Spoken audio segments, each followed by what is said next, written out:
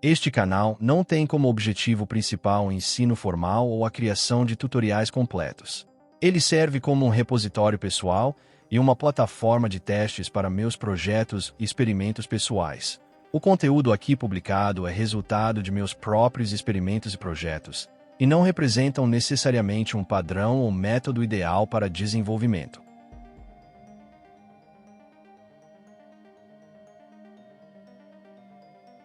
Continue acompanhando o processo de criação do ambiente de desenvolvimento. Se necessário, altere a velocidade de execução do vídeo, pause ou volte quantas vezes forem necessárias.